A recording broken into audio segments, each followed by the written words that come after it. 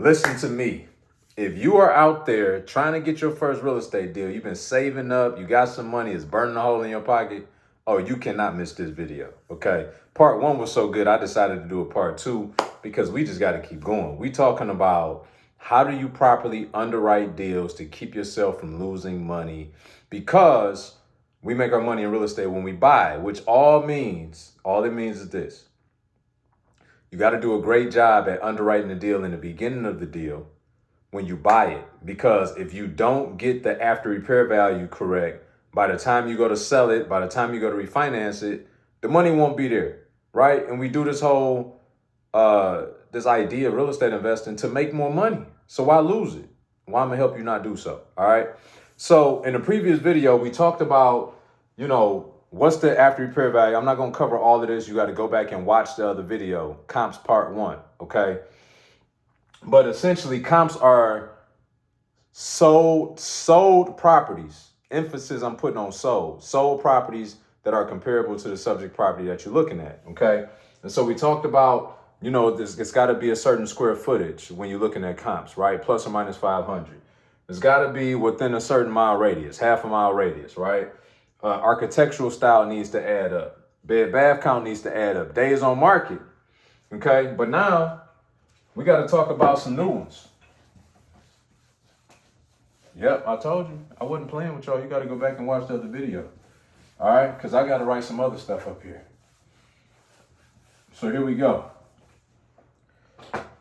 Now, after days on market, okay, and I covered a lot on days on market in the previous video, so make sure you go watch that. Days on market is so important in today's market where interest rates going up, stuff is sitting on the market longer. That means something when you go out here and you investing in this climate, okay? So aside from days on market, we got to look at garage, no garage. Right? Garage, no garage. That's important, y'all. If you in certain markets, especially urban markets, some properties may have a garage, some may not. Right? A lot of these homes are built in the 1900s, early 1900s, things of that nature. And so it's important that you look to see if the property that you're comparing your property to has a garage or no garage, if you're in that instance. What's another important one?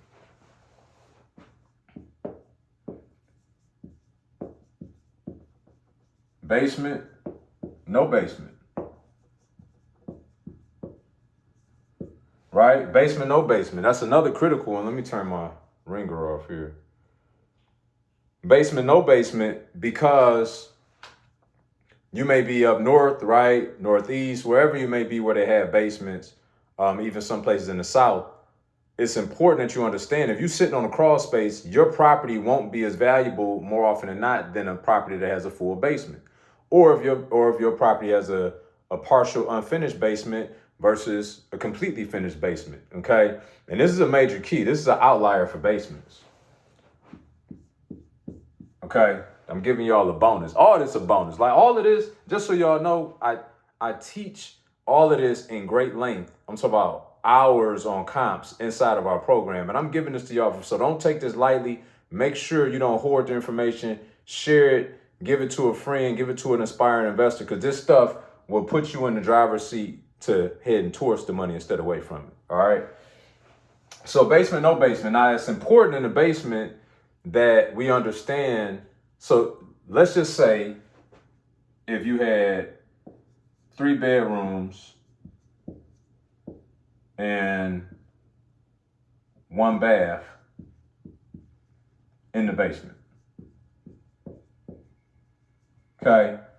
And then you got 4 bedrooms and 2.5 baths upstairs. Okay, so you got 4 bed, 2.5 bath upstairs. You got 3 bed, 1 bath in the basement. How many bed and baths do you have in the house? Like, let me know in the comments. Type it in the comments. You got 4-bed, 2.5 baths upstairs. You got 3 beds, 1 bath in the basement. What's your bed bath count? Okay, I know y'all like B. It's simple math. I get it. So you got 7 beds, and you got 3.5 baths in the house, right? But watch this. An appraiser, when they going to figure out the value in your property, okay, they have what's called above ground heated square footage, which means that they're only going to count the 4-bed, 2.5 bath upstairs. Now, intrinsically, yes, a buyer could see value in the fact that you've added 3 additional beds and 1 bath in the basement. But so many people go wrong by making certain updates in their property, not realizing that an appraiser is not going to count that towards their value. Now, that don't mean don't put the money into the house, but understand that you may not get it back out, and you need to evaluate how you spend the money in the house and understand what things are counted as actual value, right? Because intrinsic value, this would be what's called intrinsic value, right? The intrinsic value is the 3 beds and the 1 bath that's in the basement. And what that means is intrinsically, if I got a family of 5 and we move into this 4-bed, 2.5 bath, you better believe the basement bedrooms got some value to me intrinsically. I'm like, oh my God, I could stick an office down there. I could put an extra kid down there, right? If 2.5 people occupying other bathrooms upstairs, I legitimately have a bathroom in the basement I could go use. So intrinsically, that is appeasing to me as a buyer. But from an appraisal perspective, they're going to be dealing with actual value. And above ground heated square footage is what they're going to be dealing with. I just gave y'all so much game, I could stop this video right now and let y'all go print this money. But I'm going to keep going. All right. So it's critical, right? Garage, no garage, basement, no basement. Understanding above ground heated square footage versus below ground heated square footage. This is a major one.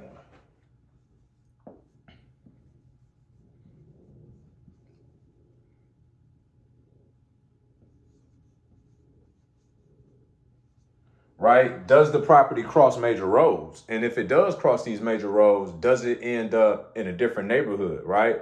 So one of my markets is Detroit. In Detroit, you can literally, within the same zip code, cross 5 different neighborhoods that will span from, I don't know, like 150,000 ARV all the way up to 450,000 ARV.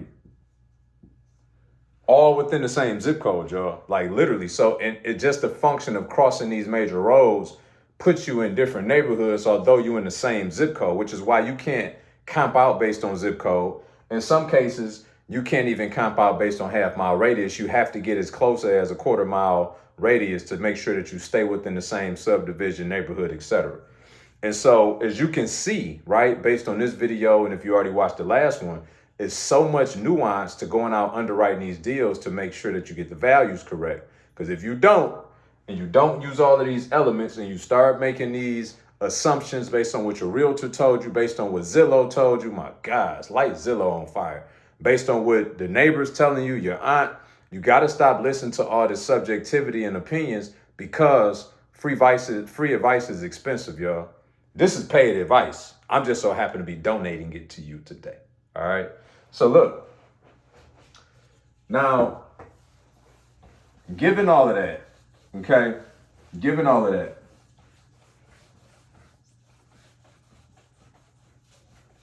once all of the elements of the comps line up, then you have to start looking at the actual date that the property sold, okay? So, date of sale. Okay, this is critical, all right? Date of sale, because you want to know did this property sell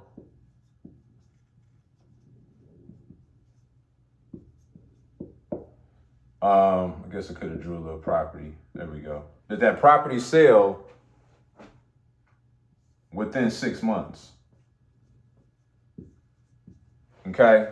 Now, appraisers will go up to a year if they need to, but they're really going to look at comps within the last 6 months. So when you evaluate your deal on the front end, whether you should buy it or not, you need to be looking at comparable homes that fit all of that criteria that I gave y'all within the last 6 months. Okay.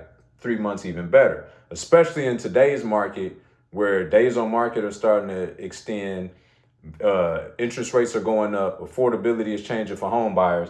You really want to be looking at properties within the last 3 months when you're looking at comps. Because 6 months ago, when the market was still pretty consistent, because rates were teetering low, high fives, low sixes, you can look at 6 month data and still be pretty good. But now with the way that the rates are going and they continue to increase, you want to look at the last 3 months to keep yourself safe so you're not out there lighting money on fire. If you got money in your pocket, right, i.e. bank account, all the rest of it, it's so important that y'all get this right so that you're not going out here and all the hard work that you've done and due diligence and building up some reserve that you to go out there and set it on fire because you're listening to the wrong people, y'all. You cannot afford to do it.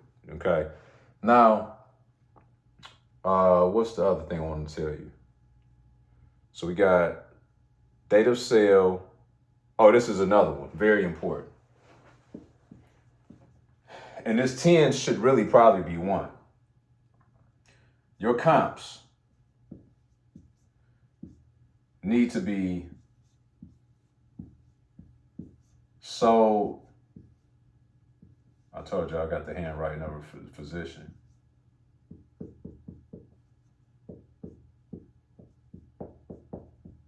Sold properties. You want them to be sold properties because it's too speculative otherwise.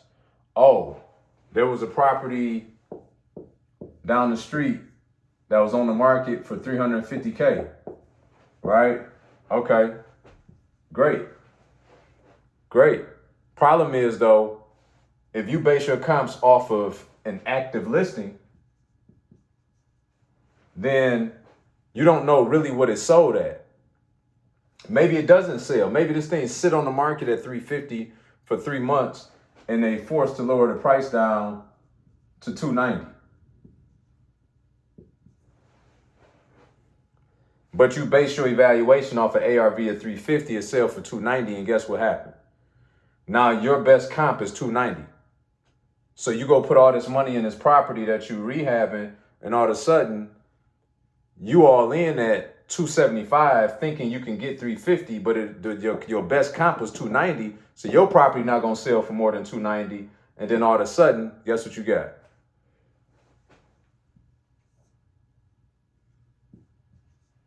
You got a big L on your hands. We avoiding those this year. Y'all with me? Okay. So what's the moral of my story? The moral of my story is real estate has a lot of intricacies to it, right? And the details and your ability to navigate through those details is what's going to put you in position to make money or not. Everybody can get lucky in a good market and make some money, okay? But you will not have a sustainable business until you get efficient and proficient at these things. And this is just the tip of the iceberg, but it's the most critical because if you don't determine your value correctly on the front end, you won't have any money on the back end. This goes for y'all that want to burn. This goes for y'all that want to flip, and everybody in between. You have to get proficient at understanding comps and determining value. All right. Now, if you somebody out there and you got some money and you want to do the right and responsible thing with it, here's what I'm going to tell you. I have an opportunity for you to join me for 5 days at our next 5-day challenge. Okay. Day 1, I'm going to teach you guys the difference between traditional and remote investing, how to use remote real estate investing to take your business to a whole nother level. That's what we specialize in. Okay. Had I stayed only doing traditional deals, I wouldn't have been able to retire from work by the age of 35. Okay. Remote investing is critical. Okay. Day 2, I'm going to teach you how to build a 7-figure business in 12 months in about 4 or 5 steps. okay, pragmatically. Day 3, I'm going to teach you the psychology of becoming an OPM magnet, how to go out and attract money for your deals to where you can do deals with no money out of pocket, as myself and 90% of our students do. On day 4, I'm going to teach you how to buy your time back through our time freedom cash flow formula. Okay. It's time for you to start to tangibly put some things in place to get you an action plan to finally leave your job, to finally unwind or step away from your business, whatever the case may be. If you're a practitioner, how to get your time back. And then lastly, on day 5, we're going to customize an investment plan specifically for you because your goals are unique to you. And all the while, each day, on top of that 1 hour each day, you're going to get a special hour with me in VIP where you get to get live coaching from me at a fraction, an absolute fraction of the cost. Normally, my coaching fee for 1 hour is $10,000 for my consult, right? And it's not because I'm crazy, because people make a lot of money and sitting down across from me in that very short period of time. You be no different. You guys get to come get a VIP ticket for $297, and it comes with a 10 times better than money back guarantee. So Friday of the challenge, if you feel like you didn't get $2,970 worth of value, send an email over to the team. We'll give you your $297 back. Yes, you heard me correctly. I didn't say if you didn't get $297 worth of value. I said if you didn't get 10 times that in value, we'll give you a $297 back. Quite frankly, if you spend 5 days with me and don't get $3,000 worth of value, I don't want your $297. All right. Share this, like this, comment on this, subscribe to this.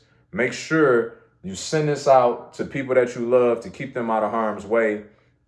Also, go back and watch the first video as well. I'm telling you, this stuff right here will change the game for you and your business. I look forward to meeting many of you at the challenge. You could click the link in the description. Also, go to www.iflipchallenge.com and you can sign up there as well. I'll see you guys at the challenge, and I'll see you in the next video.